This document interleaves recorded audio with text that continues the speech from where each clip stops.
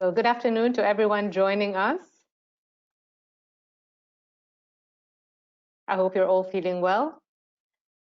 Welcome to our webinar today, where we will be discussing the topic driving organizational agility and resilience during a period of high global business uncertainty, lessons from 2020 and enabling the new normal. We have run this session earlier this year, and if some of you have attended Tim's session, today it's going to be slightly different. It's going to be, going through this year, the changes that has happened, COVID, and what are the lessons that we learned, from the beginning of the year till now. And Tim is going to take us through this journey.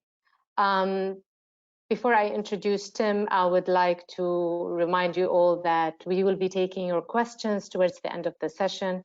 So if you have any questions, please type it in the question section, and we will be looking at these towards the end of the session.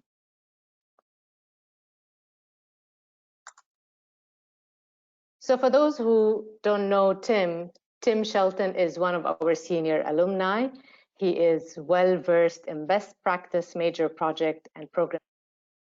Tim is a seasoned construction and real estate executive who has demonstrable experience in developing the strategy, tools, assurance, governance, and protocol in order to ensure value-added and successful outcomes for major real estate and infrastructure clients.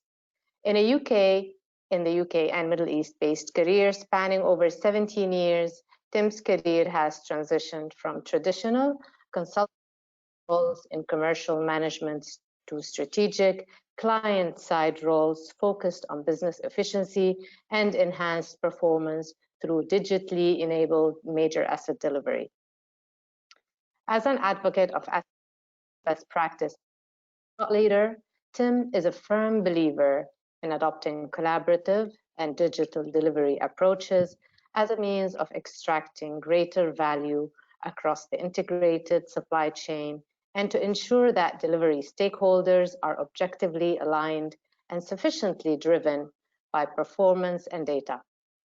This has led to an informed view of how the CRE sector is transitioning and an understanding of how industry stakeholders need to respond by tailoring and diversifying their services accordingly, which has been recognized through his appointment as digital transformation lead for the Middle East for global design and consultancy firm Arcadis. In his transformation role, it is Tim's job to ensure his organization has a clear strategic roadmap that manages this transformation. First and foremost in their employees, but also in the processes and the technology they use. His role also includes the formation of collaborative industry partnerships that are created in order to bring the transformation to life through changing the what and how the business delivers to market in new innovative ways. Tim thrives on being able to inspire people and to get them to think bravely and assist them in nurturing new ideas that will ultimately change the face of the CRE industry for years to come. One example of this is how Tim has launched of an innovation platform in Arcadis to encourage the introduction of new ideas from across his organization. The platform is open to all, with the best ideas for business improvement and new products rewarded through idea coaching, development, and exposure to the global business. As an industry change champion and thought leader, Tim also has a passion for bridging the gap between private industry and education in order to nurture the required emerging skill sets necessary to support the required change in the industry. Tim has spoken at numerous public events with regards to the importance of a collaborative partnership between educational institutions and private industry. Tim, it's a pleasure to have you with us again today, and we're looking forward to this session. I know that our audience, many of you would have seen Tim in our previous sessions. In this session at the beginning of the year and in our career networking event, he speaks at our many of our the university events, and it's a real pleasure having you today. So Tim, welcome. Thank you, Hiba. I'll give you the platform now to start the session. Brilliant, thank you. Feel free to dive in if the tech fails on me. I'll need a kind reminder. I will be on standby.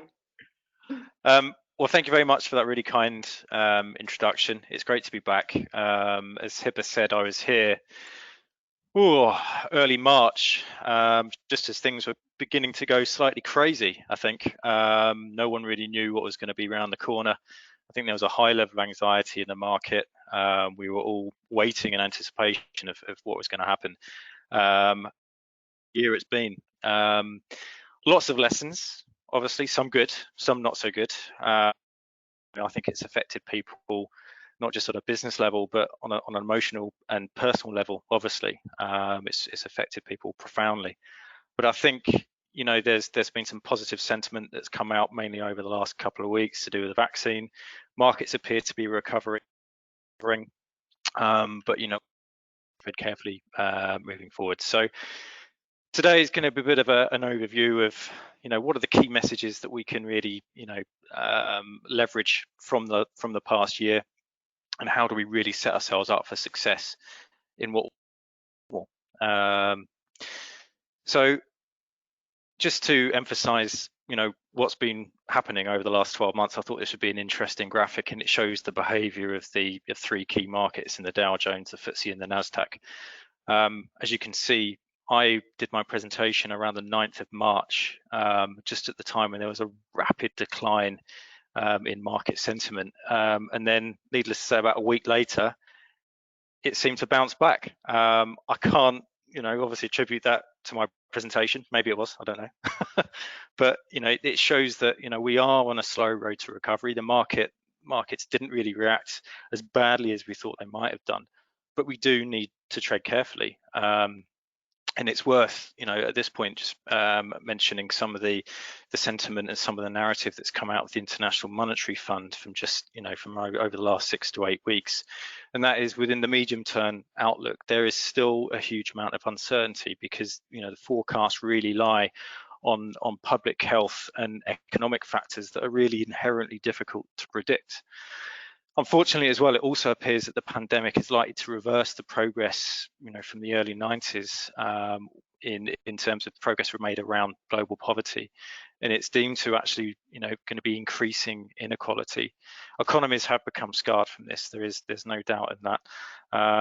You know, there may be a prolonged recession, perhaps not as deep as we originally thought, but there will be some need for some structural, which is what businesses are going to have to respond to.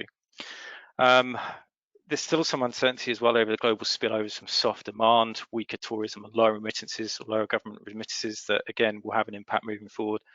And countries' access to treatments and vaccines, although obviously there's been some, you know, really positive news over the last couple of weeks. The UK vaccination programme has started today, I believe. You know, if we're not careful, if that treatment is unequal, you know, that could harm economic recovery as well, as, you know, as countries rely, you know, on globalization and you know, how we leverage each other's strengths moving forward. So there are some key near-term imperatives that we need to consider, and that is that actually research spending into innovation technology adoption, which is what, I know, the core of my presentation is going to be on today, are actually the drivers of long-term productivity growth. So innovation, digital transformation, these are key factors that we really need to maintain momentum that has been started from the investments in health, education, and high return infrastructure projects could really, you know, move the needle in terms of our economies, and move away from lower carbon dependence. So a really, you know, really firm tick in the box in ability.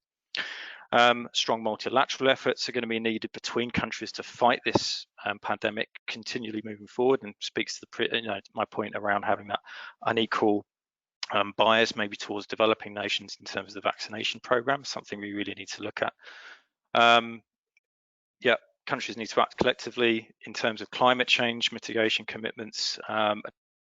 Skilling a key one there. You know, we really have to, you know, accelerate and provide, you know, throw a real focus on that. So really, the key message is volatility is likely to continue.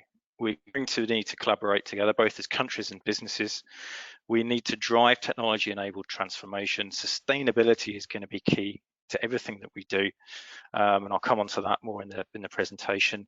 And we need to evolve our skill sets. And the term that I really like to use from the World Economic Forum from this year is we need to build back better.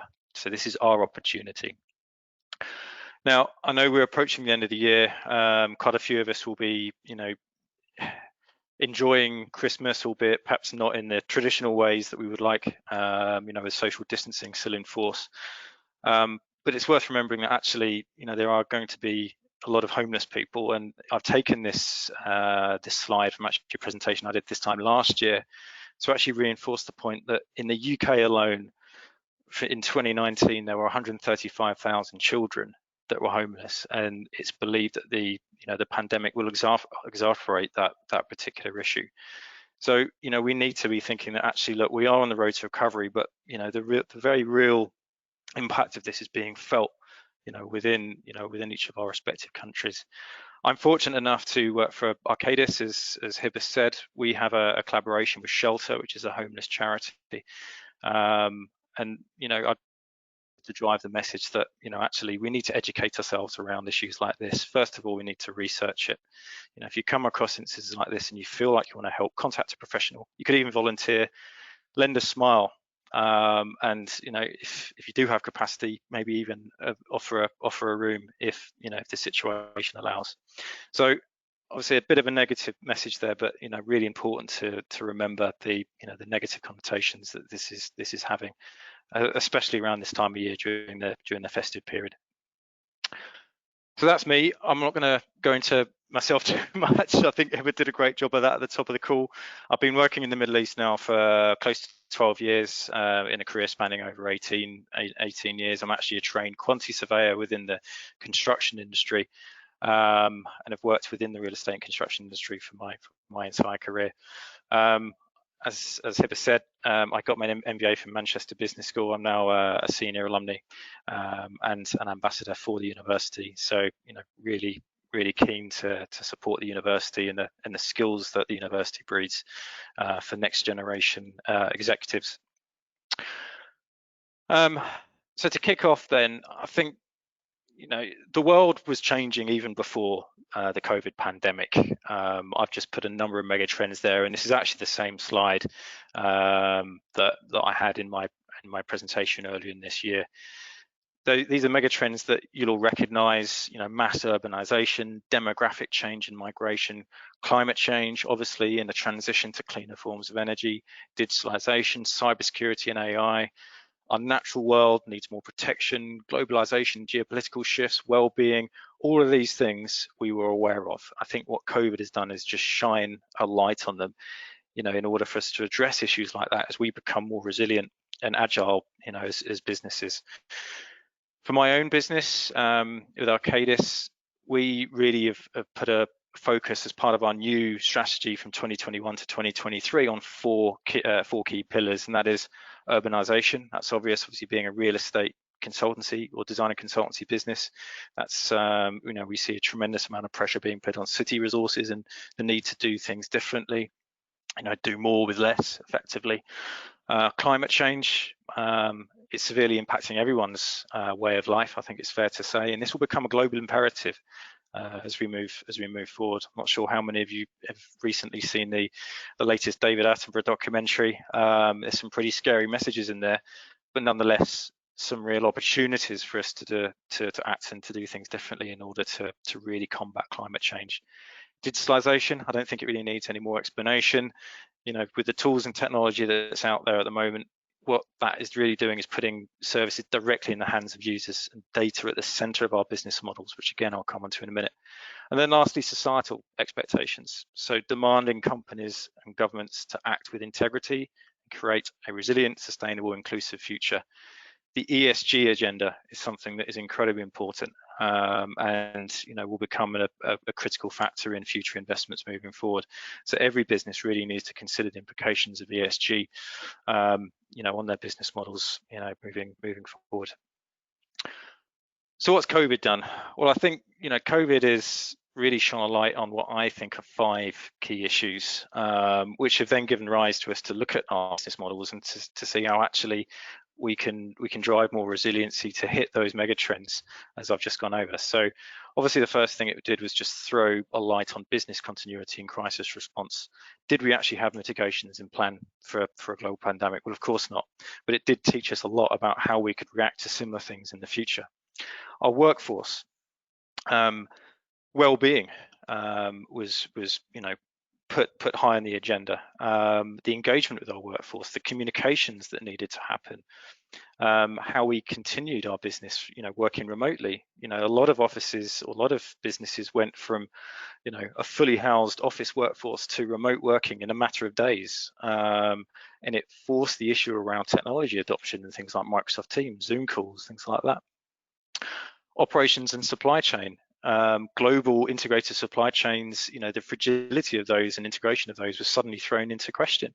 So we're now looking at how we could potentially, make those supply chains more local, maybe. And I recently facilitated a webinar session where a local lady had actually run a 3D printing business, and due to the shortage of face shields within the UAE, her 3D printing business actually started to an internationally designed face shield. It's just one example of how we need to reimagine our supply chains. Finance and liquidity, obviously, cash collection became key, operating capital, and I think what that did is it really shone a light on how we scenario, what were the sort of scenarios that we thought our business were going to be under moving forward. That requires data collection, it requires visualization tool, parametric modeling, things like that. And technology is really front and center of having the ability to do that. And then lastly, strategy and brand. What do we really want to stand for as a business? I think that really made businesses think hard about how they wanted to consider their higher purpose, for example. But for me, most importantly, what the COVID situation did was actually initiate a mindset shift where we began to reframe problems and look for opportunities to do things genuinely differently and challenge the norm and to drive new value creation. And it's this new value creation that's underpinned by sustainable business models, which in my view results in pure innovation. So do we have a bit of a mountain to climb? Well, that's really dependent on how you view it, really. But there are things that I want to cover in today's presentation. First of all, I want to do a very quick recap on business models, no more than a couple of minutes, and what the COVID impact has had on conventional business models. So all the work that we've done over the last years in order to protect our businesses and to reimagine our businesses, how do we maintain that momentum and continue to enable our organizations to drive enhanced value creation? And that's going to be the focus of today. If we have time, I want to just touch on smart cities and how they can act as a hub for innovation. And then lastly, I'll offer some a few ideas on where we could start if you haven't started already. So what's a business model? Well, there are four fundamentals to all successful business models: viability, desirability, feasibility, and kind of a wrapper around the whole thing, which is adaptability. Now, viability is about the commercials. So how are we actually going to make money, with a new idea or innovation? How are we going to cut costs? Does it provide a sustainable return? How do we justify our investments? Feasibility, can we actually do this? Do we have the resources internally? Do we have to go to the market? It really shines a light on whether we make by our partner. So that, that decision-making process. People may want to live on Mars, but actually it's not technically feasible yet. So we have to be, realistic in terms of our expectations. And one of the most important factors for me is desirability. Does our innovation, does our idea actually solve a genuine problem? Or are we just using technology to fit something that we think is a problem? So do we relieve a customer pain point? Do we create a customer gain? And do we help a customer accomplish a job to be done? And then lastly, adaptability. Have we considered the competitive landscape that this innovation or idea fits in? What are the technology trends that are coming around the corner? Now, if we invest a lot of money into something that we believe has got a payback of, say, 10 years, but then new technology just disrupts that business model, we could be left high and dry. So it really enables us, or really drives the need to have a holistic approach, to how we view that particular innovation. Regulatory trends as well, that's going to be a key one. We've seen things like GDPR that's coming out of the EU in terms of data protection. these are the sort of things that may well slow innovations down. So things that we have to consider moving forward.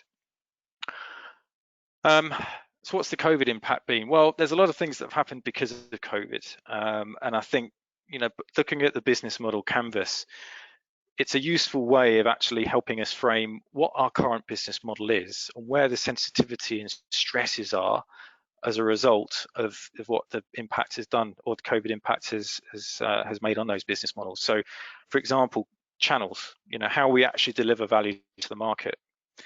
Those have been severely disrupted. You think of retail, for example. With lockdown, people were no longer able to go to stores, go to grocery stores.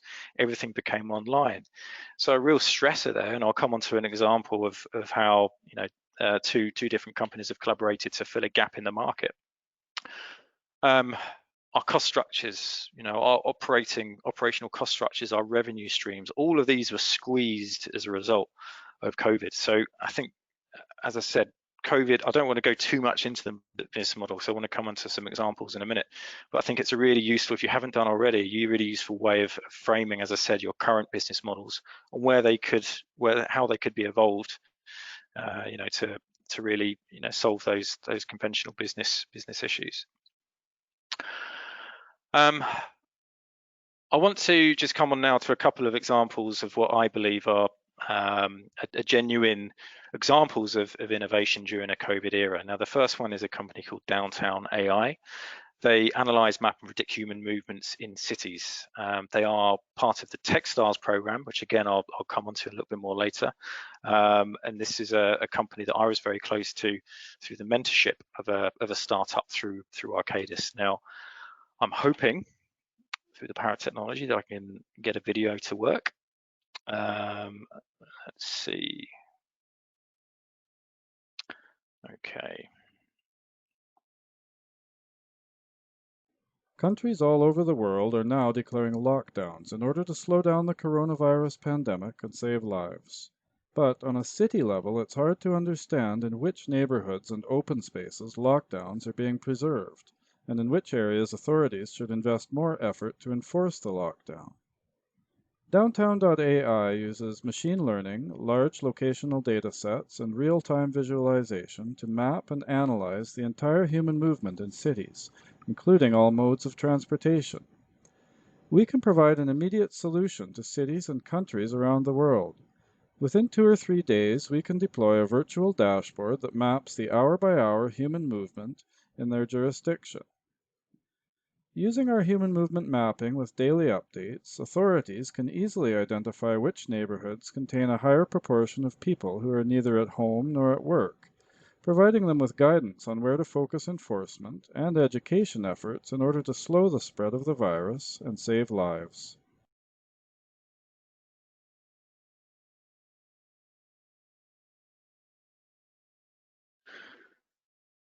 So a really interesting startup company there that actually uses data from mobile phones, as it said, to track and monitor people's movements and to predict future movements, which obviously would help the social distancing efforts of many cities.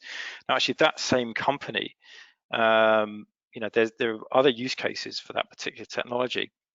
I will come to now if I can change the screen. Yeah, so what we've actually done is utilized that technology that has really supported the COVID effort and used it to actually monitor people's movements and certain demographics to help location optimization.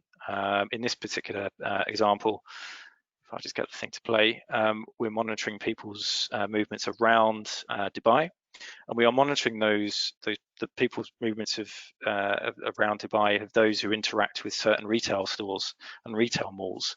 So, a developer could potentially come in, monitor those movements, and actually see, well, actually, if the movement of people around the cities is such, then that would be the perfect location to operate to locate my mall, and you can see the heat maps, etc. there. Now, I promised myself that I wasn't going to use the word pivot today, but this is a perfect example of how one startup has pivoted to a new use case, and I think that's going to be the key to successful innovation moving forward. This one's really interesting. I'll let the video do the narration. again, I will just bring this up.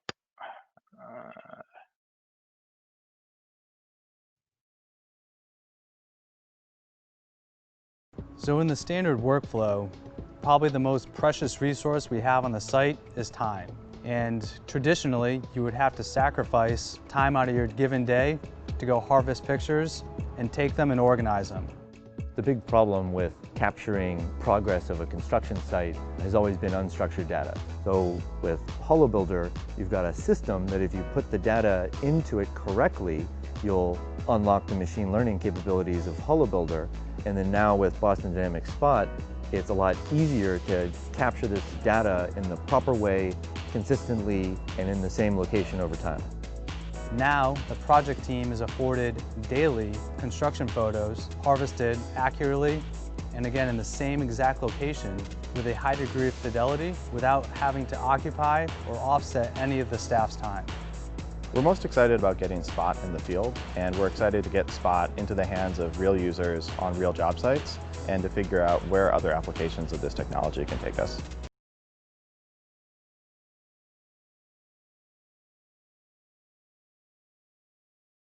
So this was really exciting collaboration that we saw, and again was born out of the pandemic ultimately, because you had a platform called HoloBuilder, which is essentially the Google Street View for construction sites, enables you to do remote inspections instead of flooding a construction site with labor. Enabled you to do, as I said, remote inspections, and through coupling it with a robot instead of static photo polls, you can actually get a real-time view of a walk around a site. You can compare markups from different dates. The data could be date stamped, and you could begin to really compare planned versus actual work. So a great example of how a collaboration was formed, and I think it's got a real future as construction sites ultimately become more roboticized moving forward. And then we also, to further the point around collaboration, in terms of innovation, during the pandemic, obviously there was a huge strain on online delivery capability. I know, having my family in the UK, there was a waiting list of 2 to 3 weeks to get you online shopping from Tesco. So there's a real problem to be solved there. So Deliveroo actually partnered with Marks and Spencer's, and it created a kind of a solution to fill that gap, in the sense that smaller type grocery deliveries could be fulfilled by Deliveroo. And obviously this is only going to really benefit major towns and cities within the UK, which has access to this application. But it's an example of how there was a gap within an ecosystem there, and Deliveroo, which had an established channel for delivery, obviously teamed up with an established brand with Marks and Spencer's, and actually resolved an issue there. Similarly, a new company was born called Streetify. So as it said, the users of Streetify can visit virtual storefronts and create personal high streets, while retailers can connect via advertisements and other messaging. So the high streets were already in decline. We knew that before the pandemic. Actually, the pandemic killed what little there was left. So this really spawned some platforms that enabled stores that perhaps didn't have that online capability to actually come forward on a ready-made platform, and enable shoppers to actually personalize that platform for various different stores in the UK high street. Stores in the UK high street. So again, I think it's an example of how a trend within retail, a decline in high street retail consumption, was actually filled during the pandemic, and is likely maybe to keep stores in the high street alive for a little bit longer. So as I said, the COVID pandemic to me has presented us a wide variety of legitimate problems to solve. So very much our ability box from a business model perspective. And I think those innovations that are backed with, or those ideas that are backed with solid commercial models and collaborations delivered through proven channels, and powered by scalable tech, those are going to be the ones that that really thrive moving forward. Are they adaptable? Well, time will tell.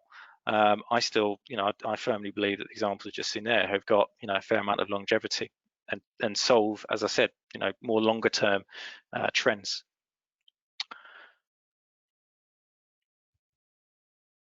But how do we ensure that the ideas and the innovations that are coming, that are born out of the pandemic, are actually scalable and support greater resilience and agility in our business? How do we embed and solidify an innovation culture within our organizations? And how can we collaborate and connect as an industry generally to accelerate change through innovation? So it's just a couple of questions that I want to answer in this next part of the presentation.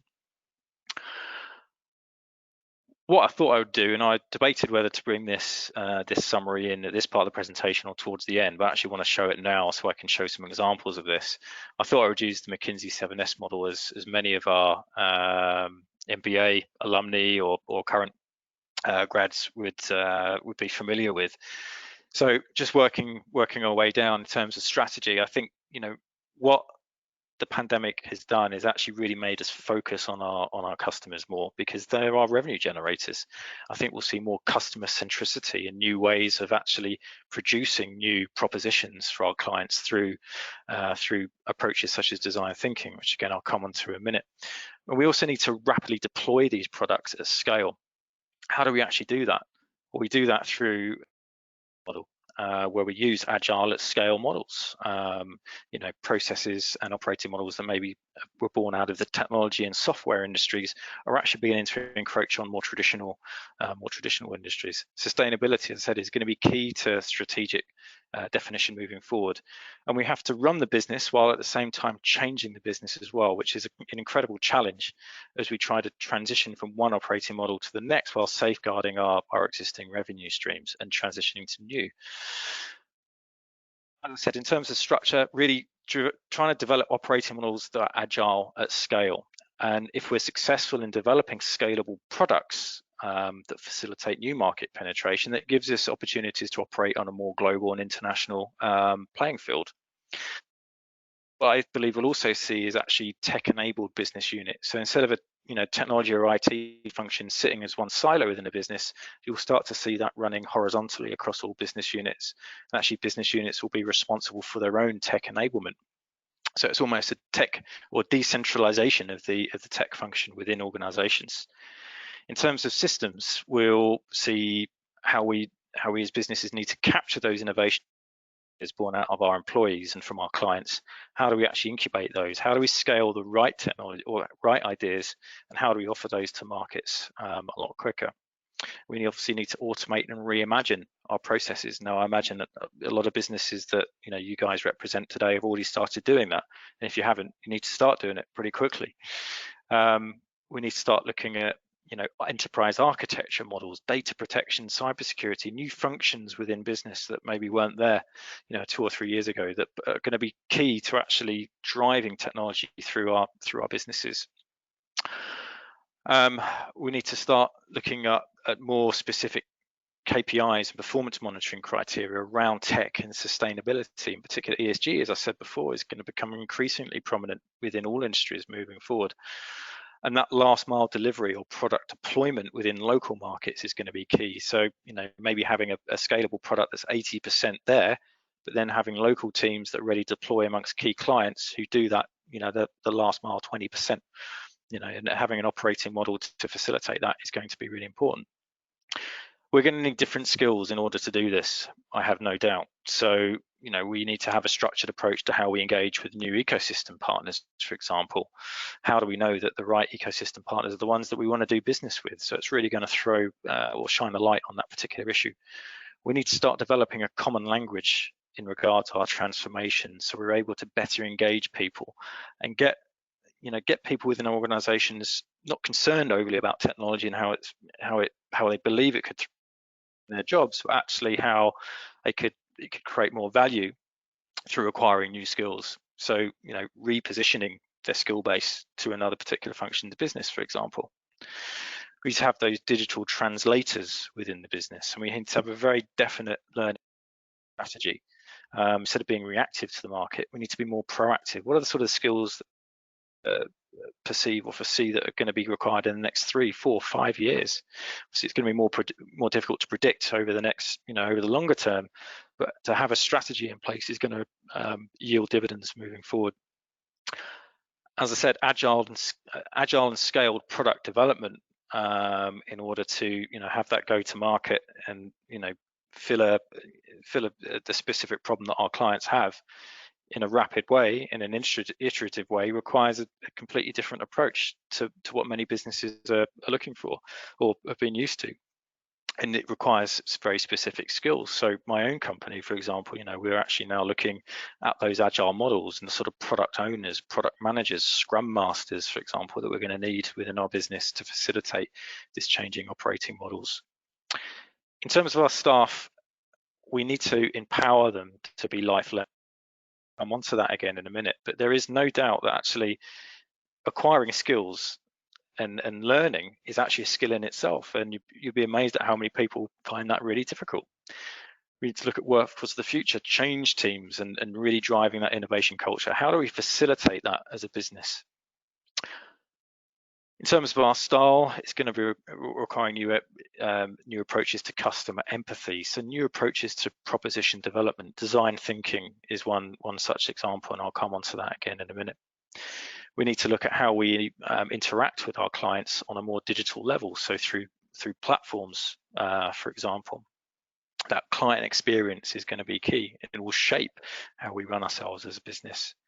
And then lastly, shared values. So looking at actually, do we have a higher purpose in order to drive that internal and external engagement that we have? That brand strength and brand equity is going to be really, really important moving forward. Sustainability is just one example, but it's thrown up a whole load of societal issues. The pandemic is really a light on the whole number of societal issues that we need to address if we're going to be deemed as sustainable, resilient, and agile businesses moving forward.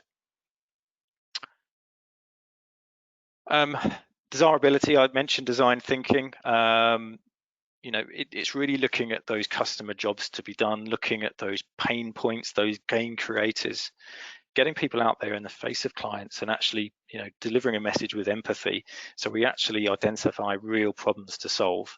I won't dwell on this for too long because I'm aware that I've got a whole bunch of slides to get through in the next 15 minutes, but I will make this presentation available, obviously. But I do encourage you all to start looking at the design thinking process as a means of identifying those real pain points in order to drive sustainability through those innovative ideas that are born. And I said earlier about we have to execute, we have to run the business, we have to maintain and protect those current revenue streams, while also noting that we need to transition into new business models and to innovate the business. And then once we have those innovations, how do we scale them back to become business as usual for us? Now, one way that Arcadis have done this, and we like to use the speedboat and oil tanker metaphor. The oil tanker being the legacy business, the existing operating models, the speedboat being those more agile parts of the business who can go out and drive new innovative business models. What we've done is actually create a new company called Arcadis Gen. Arcadis Gen are a technology company effectively within the broader confines of our current business, and they are bold, disruptive, and experimental. They're given the freedom in order to look at scaling new propositions in a more iterative and experimental way, which is going to be really key. Skills are going to be key. Now, I introduced this in my presentation earlier this year. I want to do it again. I think it's really important. This chart shows, the average half-life of a skill. Basically, the time of which that skill becomes 50% as valuable as when it was when you first acquired it, right? So traditionally, for those people like me, having done a university degree 18, 19 years ago, or my undergrad, that would be around 30 years. That was kind of the accepted norm. So you could enter the industry or enter the business world knowing that you actually had a skill set that would see you right for life pretty much. What they believe now actually that is going to reduce to 5 years, and that the average individual will have 17 different jobs across 5 different industries in their lifetime, and that's absolutely phenomenal. And which is why I'm so keen to speak at events like this with the University of Manchester, because I think skill acquisition, having the ability to be that lifelong learner, is going to be key. And for us as businesses, we have to embrace that and create an environment of which that can thrive. I'm sure most of you have heard of this. This is the Forbes future of jobs. So, you know, the 10 skills you need for the future of work. A lot of those are the softer sort of skills. They are the creativity, the analytical side of your thinking, the active learning and growth mindset. Basically, it's a resilient skill set that enables you to change and to pivot. There's that word again, second time. But skills that enable you to become lifelong learners. And I think any business from this point onwards needs to really have those skills as those core skills that they're looking for in any individual moving forward. Yes, there's going to be a need for commoditized skill sets for the moment in the near term, but you know, over time, you're going to want people who are able to adapt and pick up new things and be creative. But I also saw conversely that, from the World Economic Forum, this is just on LinkedIn today, I thought I'd bring it in, that actually what the pandemic has done is added an extra 10% to the number of children worldwide without basic literacy or numeracy. So, you know, this is another issue that we have to contend with, and something that actually as businesses we can really embrace if we're going to make genuine societal impact and have that higher purpose that I was speaking about earlier. One people initiative in which we aim to drive that culture of innovation and to aim us to have a common language and understand how our business will be transformed is a platform called Expedition DNA. As you can see on the video on the top left-hand side, that is a program, a learning program that's open to all 28,000 Arcadians. Yeah, we call ourselves Arcadians. We're not from another planet. But that platform enables everyone within an organization an opportunity to learn about how our industry is going to be disrupted, what our response is going to be, and how we frame that transformation moving forward. So it enables people within organizations to become digital translators, enables us to accelerate our digital transformation. What we've also done on the bottom right-hand side of the screen is develop a new platform called Quick Launch.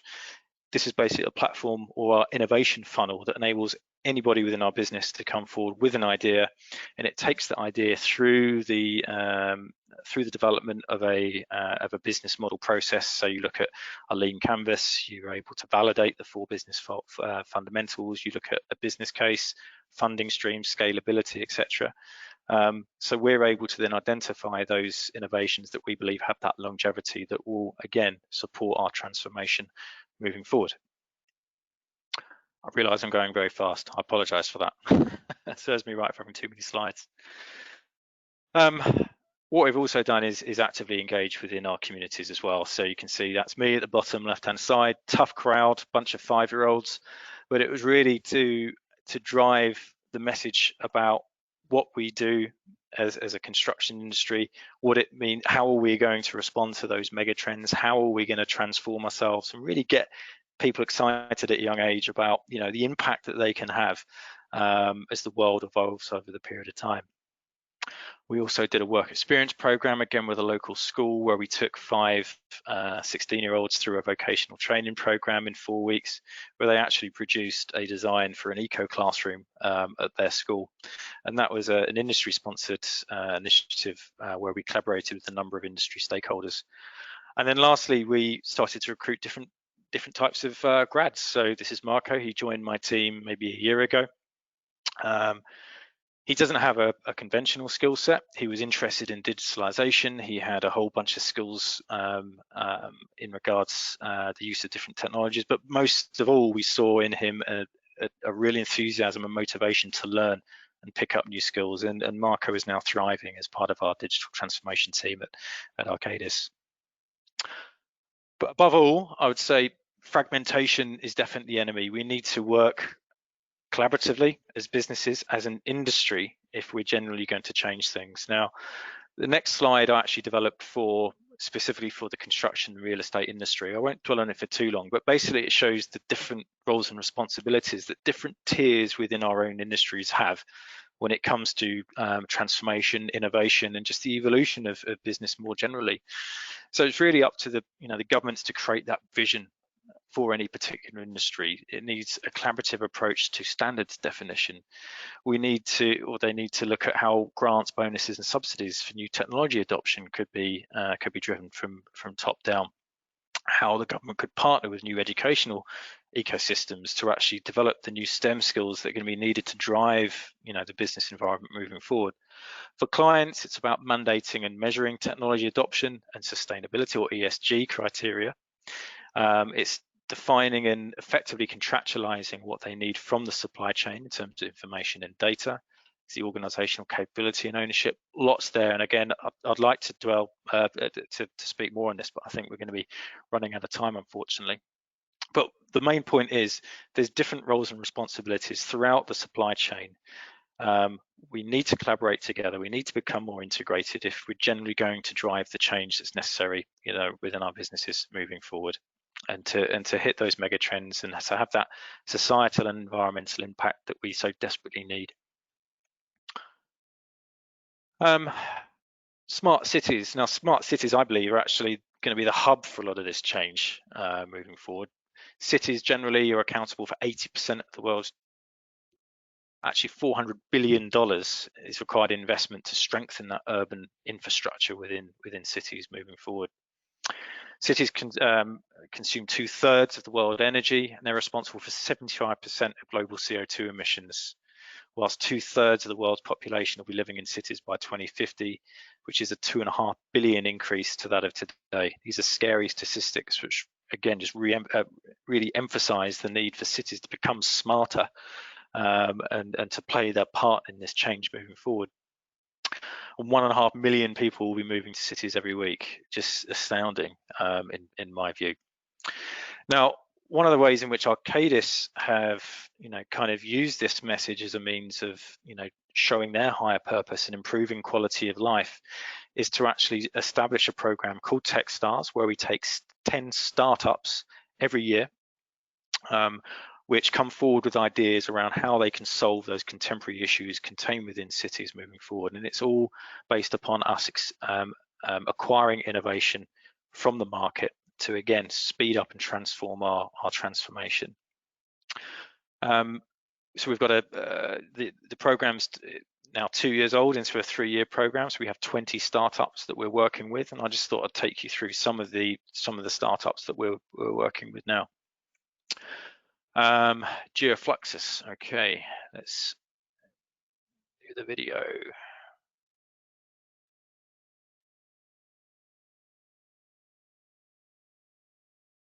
From the national to the street level, Geofluxus analyzes and visualizes material flow data to facilitate the transition towards a circular economy. Right now, you see the governmental waste data of construction and demolition materials of the Amsterdam municipality visualized. Every line you see is the movement of a certain wasted material from one company to another. The thickness of each line represents the quantity.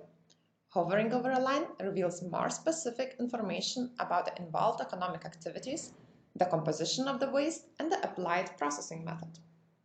Furthermore, it is possible to see all this information aggregated on an interactive Sankey diagram.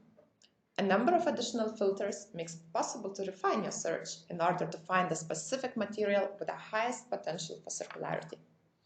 With governments increasingly requiring building projects to integrate circular goals, Geofluxus provides concrete and data-based solutions to close the loops on a local scale.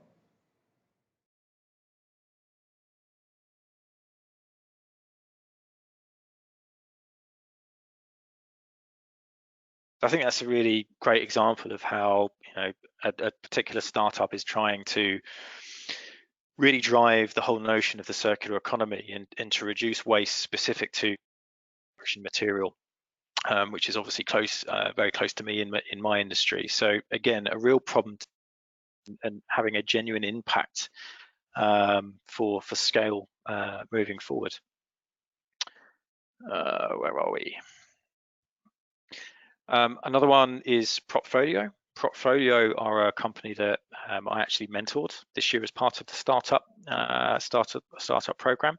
Propfolio are a company that really makes it has created an intuitive platform for looking at the performance of assets within a developer's portfolio. And again, I've got a short video here to show you.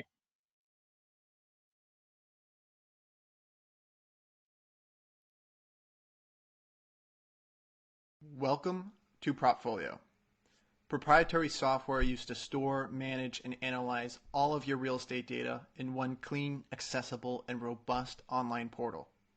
You're first met with an overview dashboard of your entire portfolio to get bird's eye insights. Next, you could look at each individual asset in the Custom Assets Index in both gallery and list view for sorting. You could expand each asset to get more detail, or dive all the way in to a single asset. Here, you'll get a dashboard of all the relevant data to a single asset, including a map, images, and a document vault. In this document vault, you could upload relevant files by either dragging or simply browsing.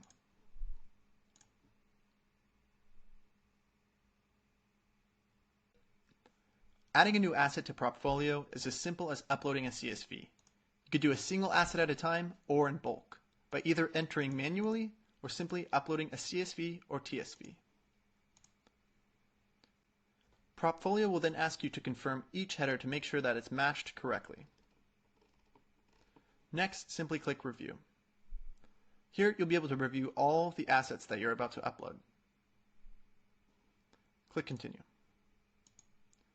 Once submitted, you will see all the assets now populated inside your asset index.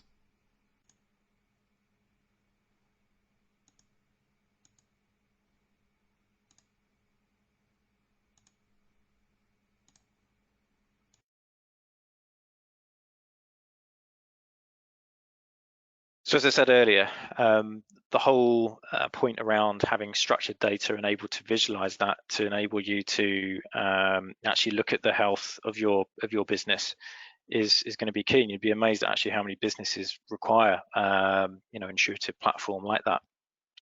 So again, an incredibly scalable technology, centered on a specific problem, held within cities. And I think these guys will go a long way. I'm going to flick over this slide because I'm running out of time, but what here is actually, the combination of different data sets from different areas is going to, create a virtual environment of which we can optimize decision making moving forward. You can see they're being spun around, and the different data sets that technologies are now enable us to integrate with that model to provide us with that means of optimized decision making to reduce operational cost and to drive more efficiency through delivery and operations of that asset. And I'm fortunate to be living in the UAE, where there's actually been a lot of progressive decision making in terms of creating the environment within cities to really drive innovation and business change. So, for example, in Dubai, we have a growing economy. Obviously, it's been like that for the last 15 to 20 years. There are incentives around visas to keep people within the country, to retain that knowledge, and to really incubate those ideas that will turn into genuine innovation. We have Expo 2020 or 21 as it is now, which is going to be, I think, an accelerator and an incubator in many ways for new ideas to solving and tackling to real global challenges.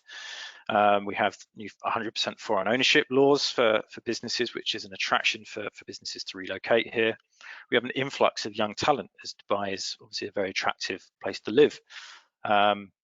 And we have that public-private collaboration through things like the Dubai Future Accelerators and Dubai Future Foundation, really, really important governmental initiatives that are going to drive, as I said, that integration across the industry that is so desperately needed if we're going to genuinely change and evolve our businesses and industries.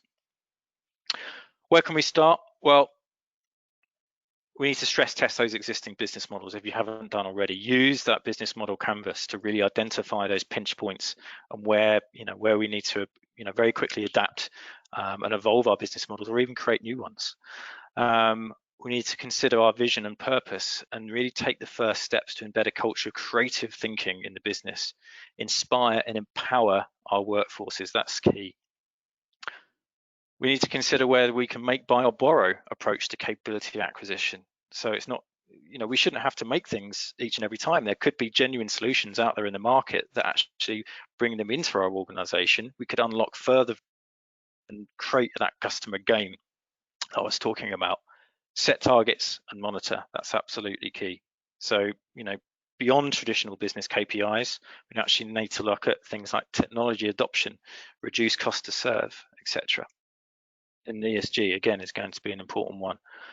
And lastly, I was introduced to the concept of writing a press release for 12 months' time. Where do you actually want, what are the sort of communications that you want your business to release to the market in 12 months? Write it down. It gives you that vision to aim for in terms of transformation.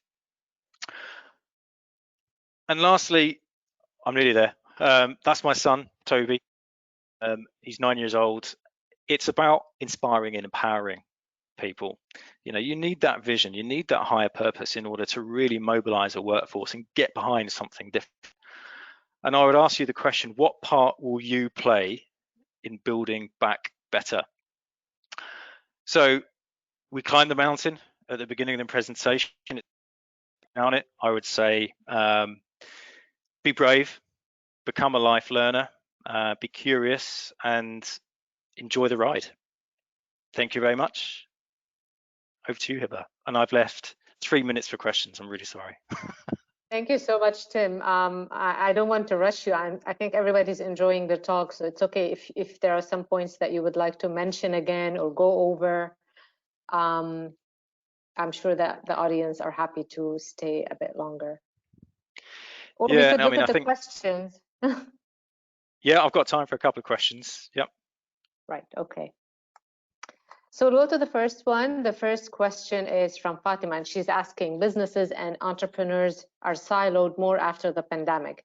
How can we collaborate better to use existing resources and generate agility? I think it's about empowering people, isn't it? It's, people have ideas in businesses, but it's having the ability to actually tease that out of people, and to give them the means of getting that idea out into the business. And I've just gone dark, haven't I? I've just gone dark because the lights have been turned on behind me. I might have to be a silhouette for a few minutes.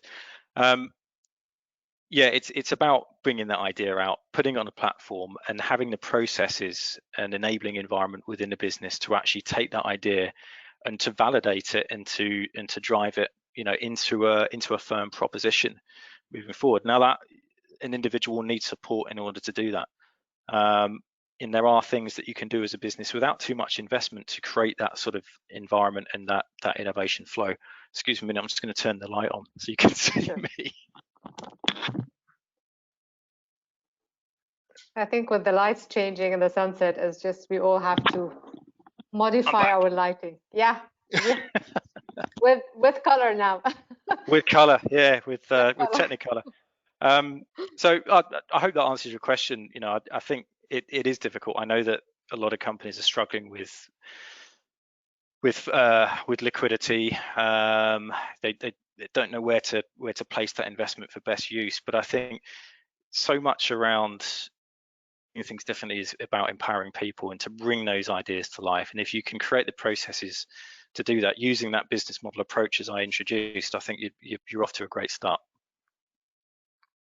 To follow up on this, she's saying that conventional metrics do not allow businesses to measure sustainability, agility, and we see lack of focus on collaboration, digital adoption, and innovation.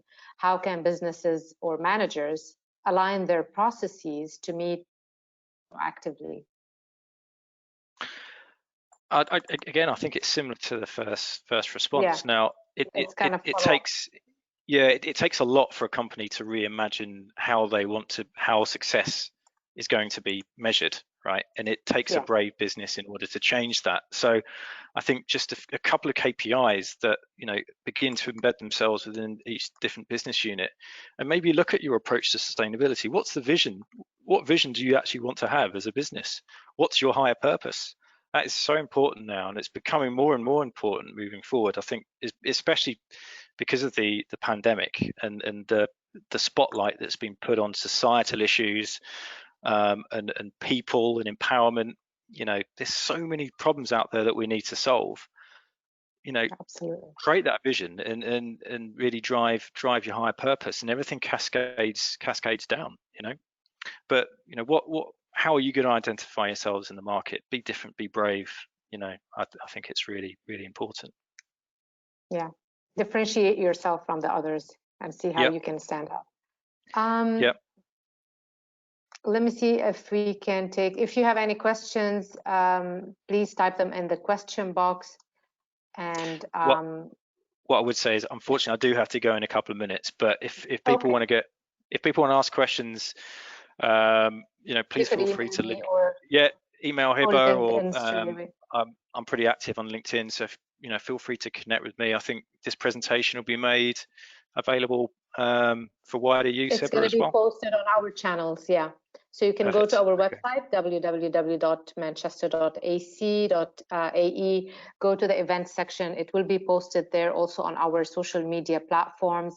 So again, thank you, Tim, for being here. I would like to thank everyone. My name is Hiba Abbasi, and I would like to thank you all on behalf of the University of Manchester Center.